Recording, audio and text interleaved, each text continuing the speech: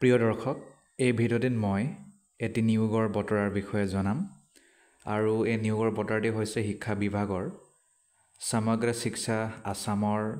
আণ্ডাৰত online application আৰম্ভ হৈ গৈছে 6 নৱেম্বৰৰ পৰা আৰম্ভ হৈছে 21 নৱেম্বৰলৈকে থাকিব আৰু টেম্পৰাৰী পোষ্ট হয় আৰম্ভণিত 11 মাহৰ বাবে হ'ব আৰু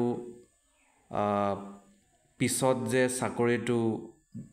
পাৰ্মানেণ্ট কৰিব লাগিবই হেতু কিন্তু আপোনালোকে ক্লেইম কৰিব নোৱাৰিব বুলি কৈছে 18 বছৰতকৈ তলত হলে নহব 62তকৈ বেছি হলে নহব 1/1/2024 লৈকে matric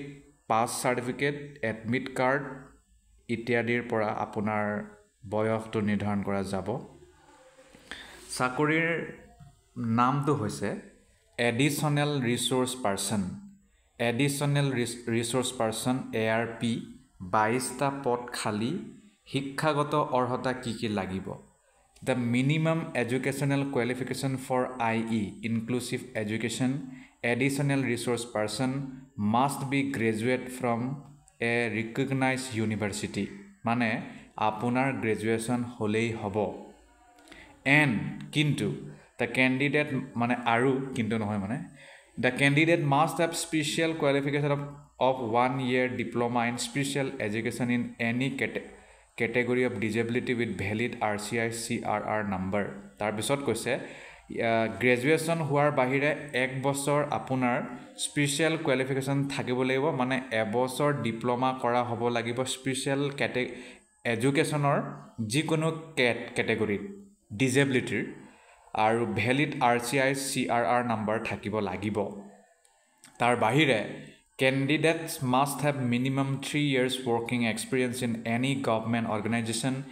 NGO working in the field of disability SSA DPEP আৰু 3 বছৰ মিনিমাম এক্সপেৰিয়েন্স থাকিব লাগিব কৈছে গভৰ্নমেন্ট সংগঠনত NGO যি ডিসেবিলিটি লগত কাম কৰে আৰু SSA আন্ডাৰত কৰিলেও হ'ব DPEP আন্ডাৰত কৰিলেও হ'ব তাৰ পিছত প্ৰিফাৰেন্স কাক দিয়া যাব Female candidates with disability and sibling of a disabled person or a person having a child with disability and having requested qualification will be given priority.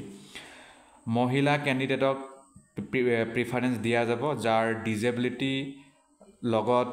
জড়িত চিনাকি আছে sibling আছে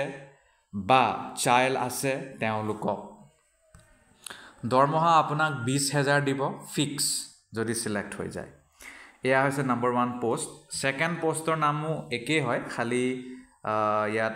অ্যাসিস্ট্যান্ট বুলি কৈছে assistant additional resource person AARP total 31 টা post আছে ইয়াৰ বাবেও আপোনাৰ গ্ৰেজুৱেচন হলেই হ'ব আৰু লগত এবছৰীয়া ডিপ্লোমা লাগিব স্পেশাল এডুকেশনত যিকোনো ক্যাটেগৰী ডিসেবিলিটি লগত জড়িত RCI CRR ভ্যালিড নাম্বাৰ লাগিব আৰু প্ৰিফাৰেন্স তেওঁলোকক দিয়া যাব যাৰ গভৰ্নমেন্ট জব মানে গভৰ্নমেন্ট অৰ্গানাইজেশনত কাম কৰাৰ অভিজ্ঞতা আছে বা NGO বা SSA বা DPEP বা ফিমেল ক্যান্ডিডেট হয় যি ডিসেবিলিটি আৰু সিবলিং তেনেকুৱা ব্যক্তি হয় মানে সিবলিং যাৰ ডিসেবিলিটি হয় তেনেকুৱা ব্যক্তিক দিয়া যাব আৰু